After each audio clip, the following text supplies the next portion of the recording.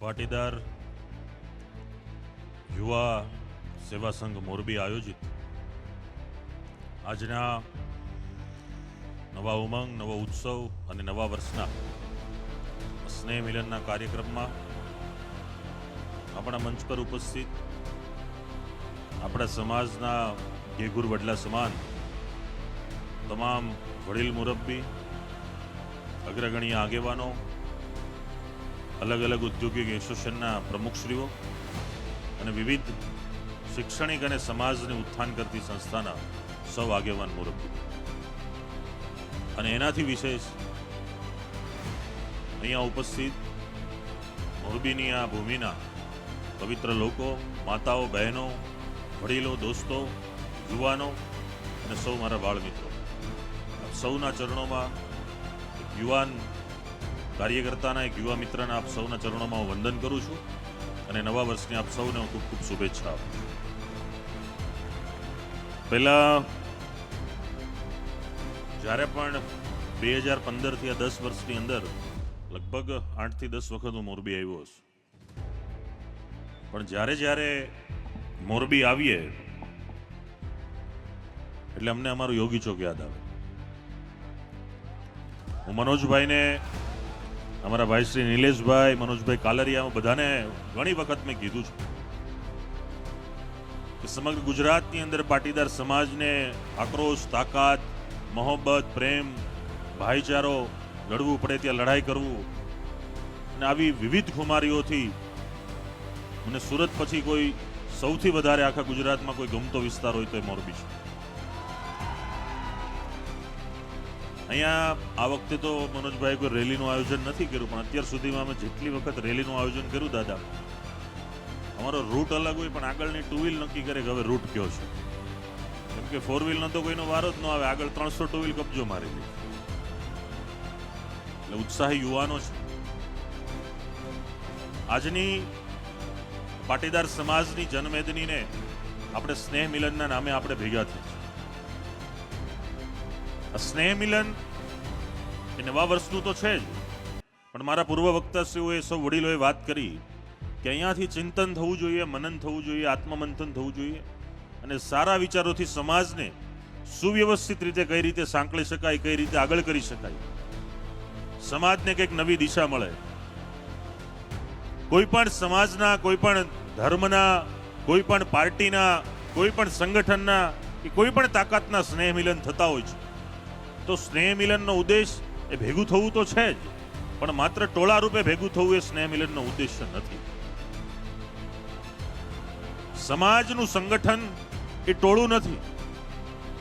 સમાજનું સંગઠન એ દરેક નાનામાં નાના કાર્યકર્તાથી માંડીને મોટામાં મોટા પ્રમુખ એક મંચ પર આવી અને એકબીજાની ભાવનાના, એકબીજાના વિચારના, એકબીજાનું સુખ દુઃખની આપલે કરે એવી ભાવનાઓનું આ મંદિર છે. આવા પવિત્ર મંદિરના જે ભાવનાઓ પેદા થાય એવી જ ભાવનાઓ આવી સ્નેહ મિલનમાં થતી હોય છે. આજના આ કાર્યક્રમમાં 5 દિવસ પહેલા મને મનોજભાઈ કીધું કે તારે અલ્પેશ અહીંયા મોરબી આવવાનું છે. મેં કીધું મનોજભાઈ, આજ મારો પહેલો દિવસ છે કે હું આજ સુરત પહોંચ્યો છું. 14 દિવસ હું સૌરાષ્ટ્રમાં હતો, એટલે હવે અમને થોડોક દિવસ ધંધો કરવા દો તો ઘરે થોડાક પૈસા આપીએ. એટલે મનોજભાઈ કહે કે અમારી તારીખ નક્કી છે અને એમાં હવે ફેરફાર શક્ય નથી, એટલે તારે આવવું પડશે. અને મોરબી માટે કે સમાજ માટે, ચાહે મનોજભાઈ હોય, હું હોય, અમારી ટીમ હોય, દિનેશભાઈ હોય કે કોઈ પણ મિત્રો હોય, એ લડે છે, જાય છે, દોડે છે, ખૂબ મહેનત કરે છે. મને ઘણા મિત્રો, ઘણા મીડિયા મિત્રો કહેતા હોય છે કે ભાઈ તમે આ બધું કરો છો, આમ છે તેમ છે, તમારામાં સ્વાર્થ શું?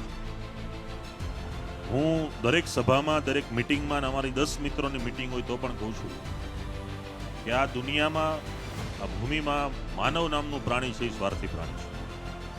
સ્વાર્થ દરેકની અંદર હોય છે. કોની અંદર કેવો સ્વાર્થ છે એ નીચેવાળો વ્યક્તિ ઓળખી જાય. એમાં કોઈને જણાવવું નથી પડતું. ઉપર બેઠેલી વ્યક્તિમાંથી કોના મગજમાં શું છે નથી મને ખબર ન હોય, પણ નીચેની વ્યક્તિનું ઓબ્ઝર્વેશન બહુ હોય છે. આજની સાંપ્રત પરિસ્થિતિની અંદર ફોન છે, ટેકનોલોજી છે, મીડિયા છે, સોશિયલ મીડિયા છે, ઇન્ટરનેટ છે, આ બધા જ માધ્યમોથી દરેક લોકો વિચારી લે છે કે આ વ્યક્તિમાં શું સ્વાર્થ છે અને વ્યક્તિ શા માટે દોડે છે, કરવા મથે છે કે નથી બનતો, આનો અંદરનો આત્મા શું કહેતો હશે. દરેક વ્યક્તિ આજ જાગતી રહી છે. આજે મને જે અહીંયાથી ટીમે સજેશનો કર્યા છે કે આ વિષયમાં મોરબીને ખાસ જરૂરી છે, એમાં પહેલી મને જે વાત કરી છે કે પાટીદાર સમાજ સામેના પડકારો શું છે.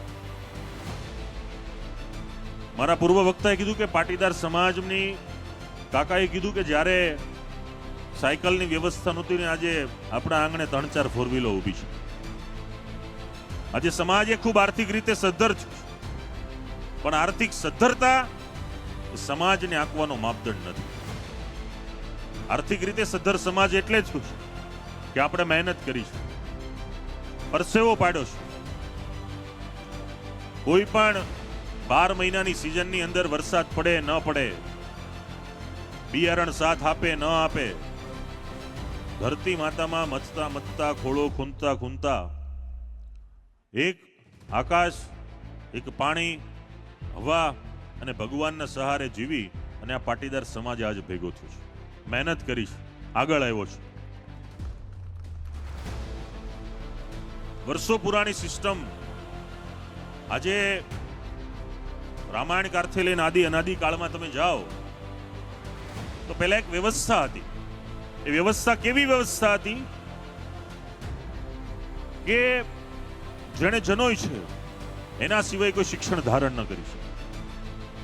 એટલે સમાજનો એક વર્ગ હતો કે જે શિક્ષાથી વંચિત હતો, એક જ વર્ગ હતો જેને શિક્ષા મળતી હતી. પછી જેમ જેમ સમય ફરતો ગયો બધા જ લોકો શિક્ષણ લેતા ગયા. કણબીના દીકરા આખો દી ખેતરમાં મથે, પરિવાર સાથે મથે, માતાઓએ પણ એટલી મહેનત કરી, ખૂબ કરકસર ભોગવી છે. આપણે એમ કહીએ કે અત્યારે આપણને શાંતિથી નીંદર આવે છે, પણ નીંદર શું એની પણ નહોતી ખબર એવા આપણા વડીલો હતા. અને એ કાળમાંથી ગુજરતા ગુજરતા સમયાંતરે આજની પેઢી એ સુખ પામી છે. આજે મોરબીમાં સિરામિક નગરી તરીકે મોરબી આખા વિશ્વમાં પ્રખ્યાત છે, માત્ર ગુજરાતમાં નહીં વિશ્વમાં પ્રખ્યાત છે. પણ આ ઊંચાઈ સુધી પહોંચવામાં આપણે ઘણી પેઢીઓ હોમી છે. તો પાટીદાર સમાજ સામે આજે પડકારો ઊભા થયા છે. કેવા પડકારો?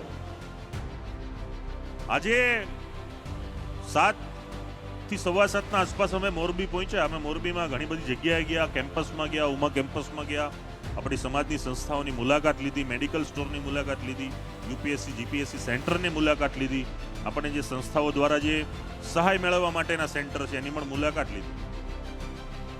કે આજે મોરબી સિટીની અંદર 2.5 થી 3 લાખ જેટલો આપણો સમાજ છે ને સમગ્ર જિલ્લામાં 5 લાખથી પણ વધારેની વસ્તી છે.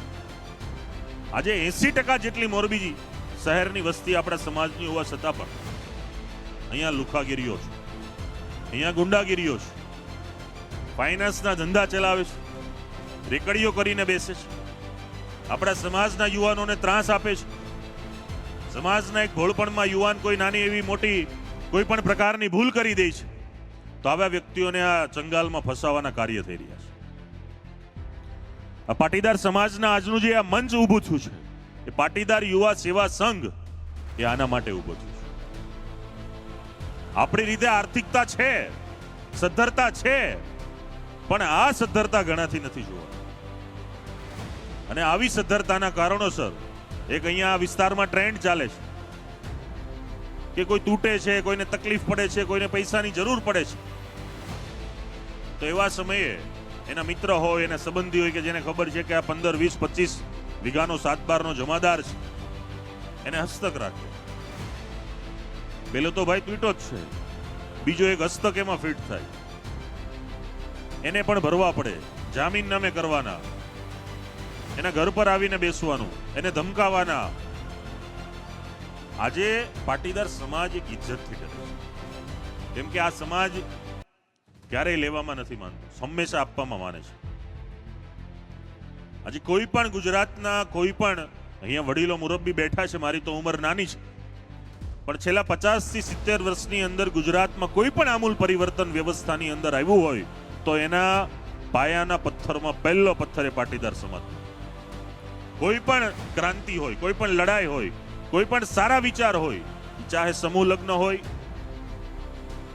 કુરિવાજ પ્રથાઓને બંધ કરવાના વિચારો હોય, દાનનો પ્રવાહ હોય, સારી કોઈ શુભ શરૂઆત હોય, મોટા એજ્યુકેશન કેમ્પસની શરૂઆત હોય, ફ્રીમાં હોસ્પિટલમાં સુવિધાની શરૂઆત હોય, સમાજના આવા સ્નેહ મિલન ને સંમેલનો હોય, કોઈ પણ પ્રકારની ક્રાંતિકારી શરૂઆત આ સમાજે કરી છે. અને આ આજે એક એવો સમાજ છે પાટીદાર સમાજ, હું ગર્વથી કહી શકું છું કે કોઈ પણ દિશા ચીંધવામાં આ સમાજ અગ્રેસર છે. આજે સમાજના લોકોને પીડા થાય છે, પડકારો ઊભા થયા છે. આજે વડીલે કીધું કે આપણે આર્થિક રીતે સદ્ધર થયા છે, પણ એ ખુલીને ન બોલ્યા. હું આજે ખુલીને કહું છું આ મોરબીના ચોકમાં કે આ વ્યસનના માંજડાથી આપણે દૂર થવું પડશે, દૂર થવું પડશે. તમે ગમે એટલું રખડો ભમો, ગમે એવી ફોર વ્હીલમાં ફરો, હું તમને દાવા સાથે કહું છું કે તમારા ઘરમાં એક વખત વ્યસન આવી જશે તો તમારી ગાડીના 4 ટાયર પણ તમને નહીં મળે. એટલું વ્યસન બરબાદી છે. આજે દારૂથી વધી એને યુવાનો ડ્રગ્સના નશામાં કારોબારમાં પણ ઝંપલાવે છે, ડ્રગ્સના અનાદિ બને છે. સરકાર એ સરકારનું કામ કરશે, પોલીસ એ પોલીસનું કામ કરશે, પણ મારા ને તમારા ઘરનું, મારા ને તમારા સમાજનું, મારા તમારા આડોશી પાડોશીનું, મારા તમારા મિત્રોનું, યુવાનોનું ધ્યાન રાખવું એ મારી તમારી પવિત્ર ફરજ છે. આજે મેં ગાડીમાં અમે આવતા હતા અહીંયા ત્યારે જ વાત થઈ મોરબીના મિત્રો સાથે કે પાટીદાર સમાજમાં જન્મ લ્યો એટલે કોઈ એવો યુવાન, મોટા વડીલ કે અહીંયા 80 વર્ષના વડીલો છે એવા પણ નહીં હોય કોઈ કે એને કોઈની માથે ધેણું ન હોય. દેવાના જ, એમાં કઈ નવું નથી. તમે ધંધો કરો છો, તમે વ્યવસાય કરો છો, તમે સમાજમાં છો, તમે આદાન પ્રદાન કરો છો, એકબીજા વચ્ચે સંબંધથી જીવો છો, સામાજિક ઇજ્જતથી જીવો છો, તો બધાને લેવડ દેવડ હોય જ. ક્યારેક કોકની માથે કપરી પરિસ્થિતિ આવે છે, તમે સમયસર પૈસા નથી ચૂકવી શકતા, કોઈ ટેન્શનમાં છે, તો એનો રસ્તો એ કોઈ વ્યસન નથી, એનો રસ્તો મહેનત છે. તમે ફરીથી ખંતથી ધંધામાં, નોકરીમાં જ્યાં પણ છો ત્યાં સર્વશ્રેષ્ઠ પ્રાપ્ત કરવાની એક ધગશ રાખો. વ્યસનના કુંડાળામાં ફસાય પછી એક તો વ્યસનથી બરબાદ, બીજું ધંધાથી બરબાદ, ત્રીજા આવા જે આ શટરો ખોલીને જે ફાઇનાન્સરો બેહી ગયા છે એની પાસેથી પૈસા લેવાના, 5% 10% પૈસા ભરવાના, વ્યાજની ચિઠ્ઠીઓ ફેરવવાની. આપણે તો ક્યારે 1 વીઘો વધારી ન હોય પણ બાપ દાદાની જમીન પણ 7-12 એમાં ભૂસવાની. તો આ બધાની પ્રવૃત્તિઓથી યુવા સમાજે દૂર રહેવું પડશે. આજે સ્નેહ મિલનની અંદર આપણે સમાજે ભાથું બાંધવાનું. ઘણી બધી એવી પ્રવૃત્તિઓ છે કે એ પ્રવૃત્તિઓની પાછળ ઘણા બધા લોકોની મહેનત હોય છે અને ઘણા બધા લોકો ઈચ્છે છે. જેમ કાકાએ કીધું કે આજે આપણે સદ્ધર થયા, એક થયા, આગળ વધ્યા એટલે આપણે દેખાય છે. અને જે દેખાય ને એના વિરુદ્ધની અદેખાય આવે, જે દેખાય એના વિરુદ્ધની અદેખાય આવે. કોમન વસ્તુ છે, પણ આપણે એવી રીતે દેખાવાનું છે કે આ સમાજમાંથી દરેક સમાજ આપણી પ્રેરણા લે. આજે આ કોઈ સમાજ વિરોધી નથી, આપણે કોઈ સત્તા વિરોધી પણ નથી, પણ આપણે આપણી પેઢી ટકાવવા માટે, આપણી આગળની પેઢી મજબૂત બને, આપણા યુવાનો, આપણી યુવતીઓ મજબૂતાઈથી આગળ વધે માટેનો પ્રયાસ કરવાનો છે. એ ચાહે સમાજ ક્ષેત્ર હોય, ચાહે રાજકીય ક્ષેત્ર હોય, ચાહે આર્થિક ક્ષેત્ર હોય, ચાહે શિક્ષણનું ક્ષેત્ર હોય, ચાહે મેડિકલ ક્ષેત્ર હોય કે કોઈ પણ પ્રકારના ક્ષેત્રમાં આપણે આપણી હિસ્સેદારી નોંધાવીએ, આપણે આગળ વધીએ, આપણા યુવાન યુવતીઓ એમાં મજબૂતાઈથી સ્થાન મેળવે એ માટેના પ્રયાસો થવા જોઈએ.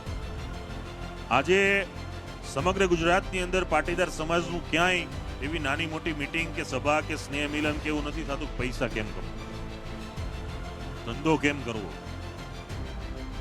બધાને એ આવડત આવી ગઈ. જેમ આપણની આગલી પેઢીઓ કેમ ખેતી કરવી, કેમ ન કરવી એના ક્લાસ ન લેવા પડતા, એના પાયામાં ખેતી હતી, એના પાયામાં મહેનત હતી, એમ આજે ધંધો કઈ રીતે કરવો એ કોઈને શીખવાડવું નથી પડતું.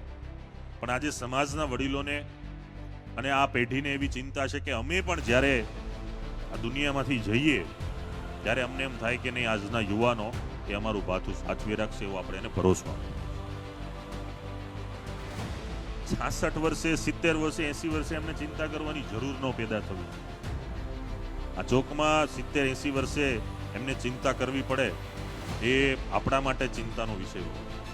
કે આવડી ઉંમરની વ્યક્તિઓ જે આપણા માટે મથે છે, એના અંદર એક પીડા છે કે આજે કોઈ પણ નાના કે મધ્યમ વર્ગનો યુવાન કે યુવતી શિક્ષણથી વંચિત ન રહે. વર્ષો પહેલા 500,000, 1500, 2000, 5000 ફી એ ભરતા અને પાછા વિદ્યાર્થીઓ આપી પણ જતા. આજે ફરીથી એ યુવા પેઢી અને વડીલોની બંનેની સંયુક્ત પેઢીએ ફરીથી આજના મોરબીના યુવાનો આવા વંચિત ન રહી જાય એની કાળજી લીધી છે. એ બદલ હું એમને ખૂબ ખૂબ નતમસ્તક સલામ કરું છું, વંદન કરું છું. આવા વિચારોથી સમાજની પ્રેરણા મળતી હોય છે અને આજના સ્નેહ મિલનમાં ખાસ કરીને યુવાઓ અને મહિલાઓ વધારે ઉપસ્થિત છે. અને હવે પછીની કોઈ પણ સમાજની પેઢી હોય, મનોજભાઈ, એ ચાહે પાટીદાર સમાજ હોય કે અન્ય સમાજ હોય, યુવાનો અને મહિલાઓનું સૌથી વધારે મહત્વ હવેની પેઢીમાં રહેવાનું છે. ત્યારે આ બંને યુવાઓ અને મહિલાઓ પોતપોતાના ક્ષેત્રમાં આગળ આવે એવી હું આશા રાખું છું. અને મોરબીના જે સળગતા પ્રશ્નો છે, એક તો મેં વાત કરી આ ફાઇનાન્સરોની, બીજા જે પ્રશ્ન છે લુખાઓના. મેં હમણાં 5 દિવસ પહેલા એક ફુલઝર ગામની ઘટનામાં સ્ટેટમેન્ટ આપ્યું તો મને એવું કીધું કે તમે જે આ લુખા સામે લુખા બોલો છો એ ના બોલવું જોઈએ. એટલે આજે હું થોડુંક એમાં ફેરફાર કરું છું કે લુખાઓના તાકાતને તોડવા માટે આપણા સમાજે સુરવીર પેદા કરવા,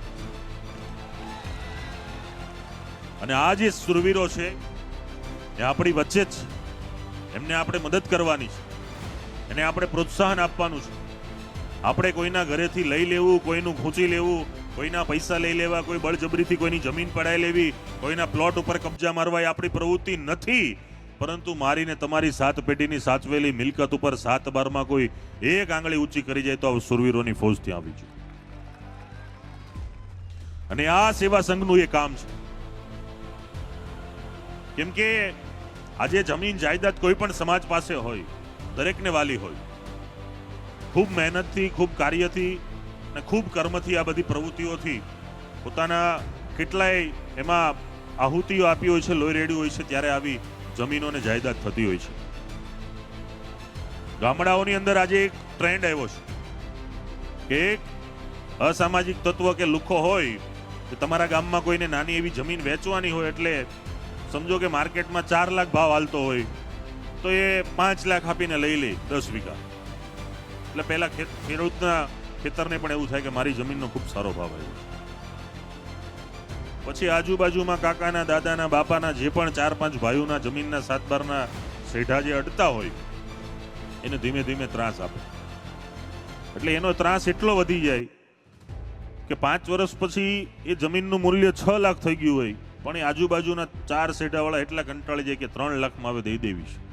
એટલે મૂળ સરવાળે એ 3 લાખની જમીન બીજી 20-30 વીઘા કવર કરી લે. આવા તત્વોની સામે આપણે ઊભું થવાનું છે. કોઈને પણ આજે ગામડાની અંદર પરિસ્થિતિ એવી થઈ છે કે વડીલો રહે છે, એમને શહેરની આબોહવા અનુકૂળ નથી આવતી, ત્યાંના વાતાવરણથી ગમતું નથી, ત્યાંના ખોરાક, આદાન પ્રદાન, વિચારો ખૂબ અલગ પડે છે. વડીલો બિચારા ગામમાં રહે છે, એના છોકરા હોય, એમની પુત્રવધુ હોય, એમનો પરિવાર હોય, કોઈ સિટીમાં શિફ્ટ થાય. જેને જેવો નજીકનો વિસ્તાર, આખા ગુજરાતની વાત કરું છું, ચાહે કોઈ રાજકોટ હોય, કોઈ સુરત હોય, કોઈ વડોદરા હોય, કોઈ બહાર દેશ હોય, બધા અલગ અલગ શિફ્ટ થઈ ગયા છે. ત્યારે આજે ગામડાઓની ખૂબ પરિસ્થિતિ ખૂબ ભયંકર બની છે. ત્યારે આ જમીન, પોતાની જાયદાદ અને પોતાની માતાનું, આપણે એમ તો ધરતી માતાને આપણે એક માતાનું બિરુદ આપ્યું છે, ત્યારે આપણી મા પર કોઈ પલટવાર કરે તો એનો પ્રતિકાર થવો જોઈએ અને મજબૂતાઈથી એમાં સવે એકતા સાથે આગળ આવવું જોઈએ. મેં પહેલા કીધું એમ કે ટોળું કરવું એ સમાજનું સ્નેહ મિલન નથી, પણ એકબીજાના સુખ દુઃખને ભાવનાઓનું આદાન પ્રદાન થઈને એવા મંદિર બને તો જ આપણું કામ થશે. ટોળા ગમે એટલા થશે એનાથી તાકાત ઊભી નહીં થાય. આપણે એકાત્મતા સાથે બેસવું પડશે. અહીંના પ્રમુખ સ્થાનોમાં જે આગળની હરોળમાં બેઠેલી વ્યક્તિઓ છે અને છેલ્લે સ્ક્રીન પછી લાસ્ટમાં ઉભેલી વ્યક્તિઓ છે, આ બે વચ્ચેનો જ્યારે પરસ્પર આદાન પ્રદાન થાય ત્યારે સમાજની શક્તિ ખુલે.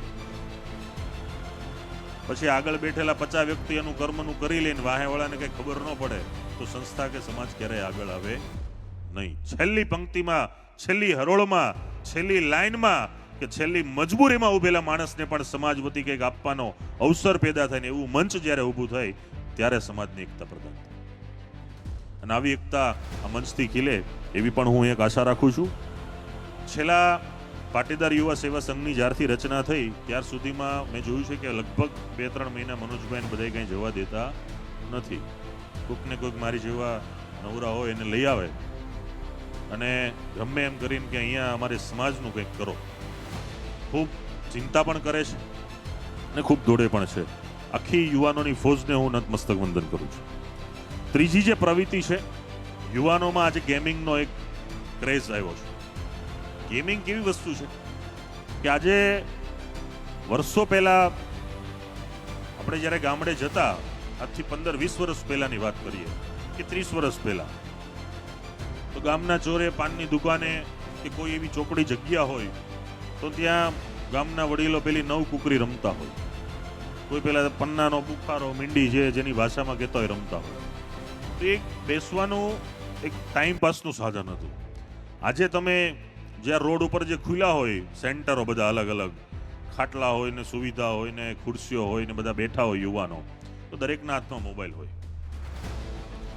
આજે 25-30 વર્ષ પછી એક જમાનો ચેન્જ થયો છે અને ગેમો રમે. ગેમો એક ટાઈમ પાસ હોઈ શકે પણ ગેમ એ આપણી જિંદગી નો. આજે ગેમ આખી જિંદગી બની ગઈ છે. ત્યાં પાનના ગલ્લે બેસવાનું, પહેલા સાદી ફ્રી ગેમ રમે, પછી આઈડી વાળી ગેમ રમે. 1000 રૂપિયા નાખો એટલે 1200 મળે, 5000 નાખો એટલે 6000 ની આઈડી ખુલે. આઈડીમાંથી ગેમ રમવાની. એ જ ગલ્લામાંથી એના જ માણસો હોય, એ તમને રિચાર્જ કરી આપે. ધીમે ધીમે આપણો દીકરો 10,000, 20,000, 50,000 ના રિચાર્જ કરાવે. પહેલા 1-2 દિવસ 5 દિવસ કમાઈ લે, પછી એને એમ થાય કે આ તો બહુ સારો ધંધો છે. ચા પીતા પીતા, સિગરેટ પીતા પીતા હાન થાય તો 50,000 લાખ રૂપિયા કમાવા મળે. 2-5 મિત્રોને લઈને જાય, એના પણ આઈડી ખુલાવે, એના ખાતા પડાવે. પછી આખી આ યોજના શરૂ થાય છે. જે પૈસા આવ્યા છે એનાથી 10 ગણા આપણા ઘરમાંથી જાય છે. મારી મનોજભાઈ સહિત આખી ટીમને વિનંતી છે કે કાયદો તો કાયદાનું કામ કરશે જ, પણ આવા તત્વોથી, સેન્ટરોથી, ચાની ચુસ્કીથી જ્યાં પણ આવી બેઠકો ચાલતી હોય એવી બેઠકો પર આપણી ટીમ સાથે એક જનતા રેડ થવી. કાયદો કાયદાનું કામ કરશે જ, પણ આમાં ઘણી સિસ્ટમો એવી પણ હોય છે કે એમાં પણ એની મિલીભગત હોય છે. પેલું માયાભાઈ જેમ કહે કે 100 માં ફોન કરો એટલે આવે ને 200 માં આપે તો વહી જાય. તો એક સિસ્ટમના ઘણા માણસો એવા હોય છે કે જેની મિલીભગતથી બધું ચાલતું હોય છે. તો જ્યારે આવી મિલીભગતો હોય છે ત્યારે આપણા સમાજના, આપણા યુવાનને બચાવવા માટે આપણે આગળ આવવું. અને આપણી એક પ્રાથમિક ફરજ છે કે આવા યુવાનોને કોઈ પણ ગેરમાર્ગે દોર્યા હોય પણ એને ફરીથી પરત લાવવા આપણી ફરજ છે. જેમ કહેવત છે કે ભાઈ છોરું કછોરું થાય, માવતર ગમાતર ન થાય. તો એ દીકરાથી કે દીકરીથી કોઈ પણ ભૂલ થઈ હોય એમાં આપણે ખૂબ સાવચેતીથી અને સાવધાનીથી પગલાં લઈને આગળ વધવું જોઈએ. ચોથો મને જે મુદ્દો અહીંથી આપ્યો છે એ છે દીકરીઓનો મુદ્દો. ખૂબ આખા ગુજરાતમાં આ માત્ર પાટીદાર સમાજની પીડા નથી, સર્વ સમાજની પીડા છે. કે આજે હું પહેલા આપણા સમાજની વાત કરું તો દીકરીવાળા વિષયની અંદર આજે આપણી દીકરી એવા ઘરોમાં જઈને બેસે છે મનોજભાઈ કે મારા અને તમારા ઘરની અંદર જે ભંગાર કહેવાય ને, સ્ટોર રૂમમાં ભંગાર પડ્યો હોય એટલા વાસણ પર એ ઘરમાં નથી ને એવા ઘરમાં જઈને આપણી દીકરી બેસી. એટલે સમાજને નીચું જોવું પડે છે. મારે અહીંયા બેઠેલી માતા દીકરીઓને સૌને મારે વિનંતી કરવી છે, પ્રેમ કરવો એ ગુનો નથી ને પ્રેમનો હું વિરોધી માણસ પણ નથી, પણ આટલા સક્ષમ સાધનો, આટલો સક્ષમ સમાજ, આટલી સક્ષમ સદ્ધરતા છે ત્યારે ક્યાં પ્રેમ કરવો ને કોના ઘરે જવું ને કોનું પાણી પીવું અને કોને મેસેજમાં રિપ્લાય આપવો ને આપણી દીકરીને આવડત હોવી. કોઈ આવારા અને લુખા તત્વ તમને ઇન્સ્ટામાં, એફબીમાં, વોટ્સઅપમાં હેલો કરે, તમે એની વાતમાં આવી જાઓ. ભાડાની ગાડીઓ ને 4 વ્હીલરના ફોટા મોકલે, ભાડાને 4 વ્હીલ લીધેલા ફાર્મ તમને બતાવે ને તમને એમ થાય કે આ કરોડપતિ છે. એ લુખાઓના ઘરમાં 4 હારા વાસણ ન હોય. વાસણ એના ઘરમાં બેસતા પહેલા આપણી દીકરીએ વિચાર કરવો પડશે. આજે જ્યારે આવી ઘટના ઘટે છે ત્યારે દરેક સમાજના આગેવાનોએ નીચું જોવું પડે છે. અને આ એવો બનાવ નથી કે મારા તમારા ઘરમાં ન બને, આ કોઈ પણના ઘરમાં બની શકે. કેમ કે આજે ટેકનોલોજીનો જમાનો છે.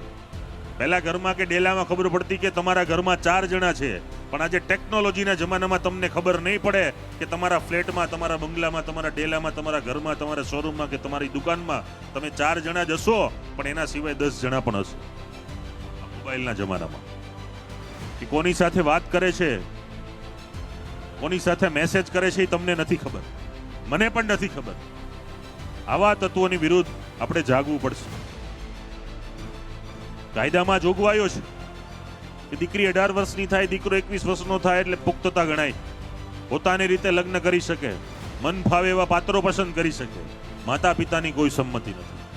ત્યારે દિનેશભાઈ હોય, મનોજભાઈ હોય, વરુણભાઈ હોય સહિતની આખી ટીમ ઓછામાં ઓછા 50 જેટલા આવા પ્રવાસો સાથેના પ્રોગ્રામ કર્યા છે કે જ્યાં પણ આવી પ્રેમની બાબત આવે છે કે લગ્નની બાબત આવે છે, કોઈ પણ સમાજનો દીકરો દીકરી હોય, પોતાના વિસ્તારમાં જેની નોંધણી થવી જોઈએ, માતા પિતાની સંમતિ થવી જોઈએ.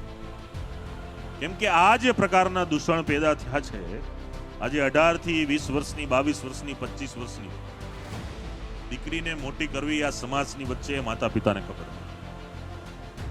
આજે હું એટલા માટે કહી શકું છું કે મારે 15 મહિનાની દીકરો અને દીકરી છે. એને બાળપણથી 20-25 વર્ષ સુધી મોટા કરવા, એમને ભણાવવા, ગણાવવા, સમાજમાં સારી રીતે પ્રેઝન્ટ કરવા, એમને બચાવવા, એમને શિક્ષણ આપવું, એમનું આરોગ્ય સારું રહે માટેના ખર્ચાઓ કરવા, એ કંઈ નાની માના ખેલ નથી. દરેક ઘર પોતાની રીતે પોતાની આબરૂ બચાવવા માટેના પ્રયાસ કરતા હોય છે. પણ મેં જોયું છે કે જ્યારે આવો બનાવ બને, માફ લગાડજો ખોટું લાગશે, કે જ્યારે પણ આવો બનાવ બને ને ત્યારે પહેલા આજુબાજુના 5 સગા સંબંધીના મિત્રો જેમ કહે છે કે ભાઈ આ બધું હાયલા જ કરે, હવે આમાં હું, એના પપ્પાને અમે કીધું હતું પણ હવે આમાં કેમ કરશું, એની માયા જ એને ચડાવી છે. બધા કારણોમાં ન જાઓ. આપણે એને પરત કઈ રીતે લાવીએ અને એની નવી જિંદગી કઈ રીતે શરૂ થાય એ માટે જાઓ. એક તો ઘર પીડામાં છે ને તમે ઉપરથી બીજી પીડા આપો છો. આ સમાજ બંધ કરવું પડશે. એ દીકરીનો પ્રશ્ન નથી, એ આખા સમાજની આબરૂનો પ્રશ્ન છે. અને આપણા સમાજની અંદર માતા દીકરી બહેનોને એક અલગ સ્થાન મળ્યું છે. દરેક સમાજની અંદર પણ મળ્યું છે. દરેક સમાજ એક એને અલગ ઇજ્જતથી જોવે છે, પૂજે છે, લક્ષ્મીના સ્વરૂપે એમને જોવે છે. અને એવડી મોટી દીકરી જ્યારે આપણા ઘરમાં, આપણને પણ ખબર, ઘણીવાર તો 10-10 દિવસે ખબર પડે છે કે દીકરી ક્યાં છે. તો 10 દિવસ સુધી આ ઘરના મા બાપ, એમના ભાઈ બહેન, એમના સગા સંબંધીની જે પરિસ્થિતિ હોતી હોય છે એ ખૂબ ભયંકર હોય છે. તમારી આપ સૌને વિનંતી છે, દીકરીમાં પહેલા તો આપણા પરિવારે કાળજી લેવી જોશે. આવા તત્વોથી બચવું જોશે. લુખ્ખા લફંગાઓના હાય હેલો ને એની ચમક ધમકમાં ક્યારેય આવવું ન જોઈએ. અને છતાં પણ જો કોઈ આપણી દીકરીને ફસાવે છે તો મનોજભાઈ સહિતની ટીમની જવાબદારી બને છે કે આવી દીકરીઓનું આપણે રક્ષણ કરવું. શસ્ત્ર અને શાસ્ત્ર આ બંને એ આપણા સમગ્ર હિન્દુ સમાજનો એક આરંભ કહી શકાય કે શસ્ત્ર વિના પણ શક્તિ અધૂરી છે અને શાસ્ત્ર વિના પણ શક્તિ અધૂરી છે. એ વાક્યમાં હું મારું એક નવું વાક્ય એડ કરું છું કે શસ્ત્ર અને શાસ્ત્ર આ બંનેનો ઉપયોગ અને અસ્તિત્વ નહીં હોય તો નારીનું વસ્ત્ર સરખું નહીં. એના માટે એટલી ભાષામાં તમારે સમજી જવું જોઈએ કે નારીના વસ્ત્રના ખોટા ઉપયોગ ન થાય એના માટે જરૂર પડે શસ્ત્ર અને જરૂર પડે શાસ્ત્રનો ઉપયોગ આપણે કરવો પડશે. આજની પરિસ્થિતિ એટલી ભયંકર બની છે કે સાંજે દીકરી આપણા ઘરે હોય, બહાર જઈને સવારે સીધી યુપી પહોંચી જાય છે. યુપીથી પરત લાવી એ કઈ જેમ તેમ તો લવાશે નહીં. એના માટે બધા શસ્ત્ર શાસ્ત્રના આપણે પ્રયોજનો કરવા પડે. અને સમય બલવાન હોય છે. જેવો સમય, જેવી પરિસ્થિતિ પ્રમાણે શસ્ત્ર અને શાસ્ત્રના પાસાનો ઉપયોગ કરી લેવો પડે. કાયદો ભલે કાયદાનું કામ કરે, સમાજે સમાજનું કામ કરવું પડે. છેલ્લે જેમ વડીલે વાત કરી કે લક્ષ્મણ બાપાને કેટલા ઓળખે, એટલે લગભગ મેં ગણ્યા 10 લોકો ઓળખે છે. એવા જે આપણા સૌરાષ્ટ્રના વડીલો હોય, ચાહે સૌજીભાઈ કોરાટ હોય વિઠ્ઠલભાઈ રાદડિયા, પોપટલાખા સોરઠિયા, વિનુભાઈ શિંગાળા, એ.કે. પટેલ સહિતના ઘણા મહાનુભાવો અને સૌથી પૂજ્ય અને આદરણીય આપણા કેશુબાપુ, આ બધાએ વડીલોનો ઇતિહાસ યાદ કરીએ. આજે આમાંથી લગભગ કોઈ આપણી વચ્ચે હયાત નથી, પણ આ એવા વડીલો હતા કે જ્યારે સમાજને કોઈ પણ પ્રકારની કાયદાની અંદર હોય કે કાયદાની બહાર હોય કે કાયદાની મર્યાદામાં ન પણ હોય, છતાં પણ કોઈ પણ પ્રકારની મદદ ગમે ત્યારે પડતી ત્યારે આગેવાનો ઉભા રહે. પક્ષ કોઈ પણ હોઈ શકે છે, એ બીજી મેટર છે, પરંતુ આ આગેવાનોએ સમાજનું ખૂબ મોટું રક્ષણ કર્યું છે. અને સૌજીભાઈ તો એવું કહેતા કે આ દુનિયામાં એક જ દાદા છે, હનુમાન દાદા, આના સિવાય કોઈ બીજો દાદો નથી. તો મને લાગે છે કે મોરબીમાં પણ એવું થવું જોઈએ કે એક જ દાદા છે, અહીંયા હનુમાન દાદા. કોઈ દાદા નથી, કોઈ લુખ્ખો નથી, કોઈ લફંગો નથી. આપણા સમાજ ઉપર કોઈ પણ પ્રકારની આપત્તિ આવે ત્યારે એનો પ્રતિકાર 100% થવો જોઈએ. સમાજની શક્તિ અને તાકાત, પહેલા કીધું કે નાણાકીય સદ્ધરતા એનો માપદંડ નથી. આપણું રક્ષણ આપણે કરવાનું છે, આપણી તાકાત આપણે ઊભી કરવાની છે, આપણા બાળકોને આપણે ભણાવવા છે. આપણી ઘરે કોઈ નાનું કોઈ એવું હોસ્પિટલનું કામ આવે છે, એની સગવડતા છે નથી, તો એના માટે મદદ આપણે જ કરવાની છે. કાયદો છે, સરકાર છે, એની યોજનાઓ છે, તો એનું કામ કરશે. પછીની વાત છે અનામત. આમાં જે ધોરણ 10 પછી ડિપ્લોમા અથવા તો ધોરણ 12 પછી જે કોઈ પણ પ્રકારનો અભ્યાસ કરે છે એને જ ખબર પડે કે અનામત શું છે. કેમ કે 10-12 સિવાય ત્યાં સુધી આ વસ્તુ આવતી જ નથી અનામત. કેમ કે તમે કોઈ પણ પ્રકારની સ્કૂલમાં જાઓ, ચાહે તમે ગુજરાતમાં હોય, ગુજરાતી મીડિયમમાં હોય, ઇંગ્લિશ મીડિયમમાં હોય, CBSE બોર્ડમાં હોય, ઇન્ટરનેશનલ બોર્ડમાં હોય, કોઈ પણ બોર્ડનો તમે અભ્યાસ કરશો, તમે સ્કૂલમાં જશો, સ્કૂલની ફીસ ભરશો, એડમિશન પૂરું. પણ 10-12 પછીની જે પ્રક્રિયા આવે છે ત્યારે પહેલી વખત આપણો પરિવાર, આપણો યુવાન કે આપણી યુવતીને ખબર પડે છે કે આ ઓપનમાં શું આવે, SCમાં શું આવે, STમાં શું આવે, OBCમાં શું આવે. પહેલી વખત પોતાના જીવનમાં ખાના પૂર્તિ કરવાનો પ્રસંગ ધોરણ 10-12 પછી ઊભો થયો. અને આ પ્રસંગમાં જે પડેલી પીડાઓ મારા કોલેજ કાળ દરમિયાન પડીને આ આંદોલનમાં અમે આખું બધા ભેગા થયા, 10% EWS પ્રાપ્ત થઈ. આજે ગુજરાતના કોઈ સમાજની, કોઈ ઉદ્યોગપતિની કે કોઈ વ્યક્તિની તાકાત નથી કે વર્ષે 2000 કરોડ રૂપિયાનું દાન કરી શકે. આ લડાઈથી આજે વર્ષે 2000 કરોડ રૂપિયા આપણા સમાજના યુવાન યુવતીને મળી. આજે ફરીથી એક એવી જરૂર છે. આજે 2010ના સુપ્રીમ કોર્ટના એક અરજી દાખલ થઈ હતી અને 2021માં ચુકાદો આવ્યો કે OBC સમાજને 27% આરક્ષણ સ્થાનિક ચૂંટણીઓમાં પણ મળવું જોઈએ. જેમ શિક્ષણમાં ને રોજગારીમાં છે, એવી રીતે સ્થાનિક સ્તરની ચૂંટણીઓમાં, જિલ્લા પંચાયત, તાલુકા પંચાયત સ્તરે સ્થાનિક સ્વરાજની ચૂંટણીમાં પણ અનામત લાગુ પડ્યું છે અને પહેલી વખત એવી રીતે ચૂંટણી થવાની છે. ત્યારે અમારો દરેકનો પ્રયાસ કે આપણી પણ સત્તામાં ભાગીદારી થાય, આપણી પણ હિસ્સેદારી થાય. આ કોઈ પાટીદાર એક સમાજ માટેની વાત નથી, સમગ્ર EWS સમાજ માટેની વાત છે કે એમાં પણ 10% અનામત આપણને મળવી જોઈએ. આપણે શિક્ષણમાં હકદાર છીએ, આપણે રોજગારમાં હકદાર છીએ, તો સત્તામાં પણ આપણે હિસ્સેદારી જોશે. આજે 15 દિવસમાં સૌરાષ્ટ્રના 8 ગામોમાં જે ઘટનાઓ ઘટી, જે મારમારી થઈ, જે પાટીદાર સમાજના યુવાનો લોહી લોહાણ થયા, કોઈ જગ્યાએ હત્યાઓ થઈ, એમાંથી 6 જગ્યાએ અમે જાણ્યું તો ચૂંટણીનું પરિણામ જોવા મળે. તો સત્તામાં તમારી હિસ્સેદારી નહીં હોય તો કઈ રીતે આ બધું આપણે હેન્ડલ કરશું? એટલે આ પ્રકારે પણ આપણે આગળ આવવું પડશે. એ માટેના પ્રયાસો પણ અમારા ચાલુ છે. સરકારને પણ આ બાબતે અમે લેટર લખ્યા છે, ચૂંટણી પંચને પણ લેટર લખ્યા છે અને 2 મહિના પહેલા નામદાર ગુજરાત હાઈકોર્ટમાં પણ આ બાબતે દિનેશભાઈ બાંભણિયાએ સરકાર અને ચૂંટણી પંચને પિટિશન કરી છે કે આ બાબતના હક EWS સમાજને આપવામાં આવે. આજે જ્યારે સંગઠનની વાતો થતી હોય છે ત્યારે ઘણી બધી એવી વસ્તુ હોતી હોય છે કે જે પહેલા આપણે આપણા ઘરમાંથી જ શરૂ કરવી પડશે. આજે આપણા સૌના માતા પિતા હોય છે, આપણા માટે મહેનત તો કરતા જ હોય છે, પણ અહીંયા બેઠેલા દરેક માતા પિતાઓને વિનંતી કરું છું કે મેં જે કોઈ પણ વાત કરી, એ ચાહે વ્યસનની હોય, ચાહે ગેમની હોય, બીજા કોઈ પણ પ્રકારના કાર્યની હોય, તો એ દરેકને આપણે આપણા ઘરથી શરૂઆત કરવી પડશે. થોડુંક પહેલા આપણને શરૂઆતમાં કાઢવું પડશે. પેલું લાગશે, પણ આપણે આપણા ઘરથી શરૂઆત કરશું તો જ સમાજ વિકસિત બનશે, સમાજ એક બનશે અને આ પ્રકારના દૂષણો છે આપણા સમાજમાંથી દૂર થશે. છેલ્લે મારે બે ઉદાહરણ આપવા છે કે સંગઠનની તાકાત શું હોઈ શકે અને સંગઠન શું કરી શકે. એક ક્લાસની અંદર 9 બાળકો બેઠા છે, બધાને ક્રમ આપેલો છે 0 1 2 3 4 5 6 7 8 9 10 બાળકો છે અને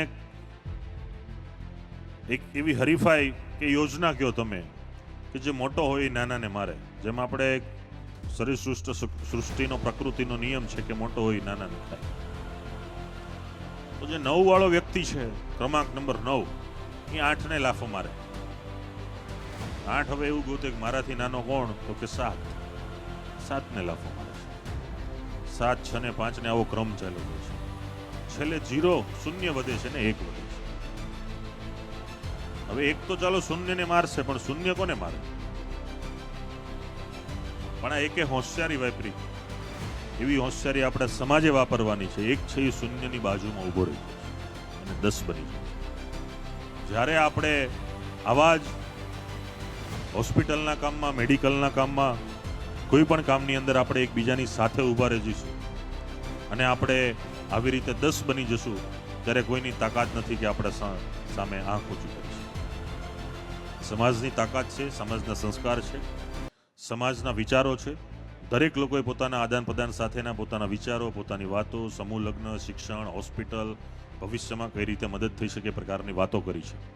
મોરબીના નવા વર્ષના પ્રથમ સ્નેહ મિલનમાં પાટીદાર યુવા સેવા સંઘ સહિતની સમગ્ર ટીમ, મનોજભાઈ સહિતના અમારા સૌ મિત્રો, સૌ વડીલોનો હું ખૂબ ખૂબ આભાર માનું છું કે આ તકે અમને અહીંયા બોલવાની તક આપી અને આખા કાર્યક્રમની અંદર અમને ખૂબ મજા આવી. એ જ્યારથી આખી સભા શરૂ થઈ ત્યાર સુધીમાં હજી સુધી કોઈ વ્યક્તિ અહીંયાથી ઊભો નથી થયો. આપની શિસ્તતાને, આપની બેસવાની ક્ષમતાને અને સાંભળવાના વિચારોને હું ખૂબ ખૂબ વંદન કરું છું કે આ શિસ્તતા સાથે આ કાર્યક્રમમાં તમે સાથ સહકાર આપ્યો છે. ફરીથી હું આ ટીમને ખૂબ ખૂબ વંદન કરું છું. મોરબીની સમગ્ર જનતાને મારા વંદન અને આશીર્વાદ આપતા રહેજો અને આવી જ રીતે આપની એકતા, અખંડતા સાથે જળવાઈ રહી એવી માં ઉમા ખોડલના ચરણોમાં પ્રાર્થના સાથે છેલ્લે બે હાથ ઊંચા કરીને બોલો જય સરદાર, જય સરદાર, જય સરદાર, જય સરદાર, જય સરદાર, જય સરદાર. બોલો ભારત માતા કી જય, ભારત માતા કી જય. Thank you.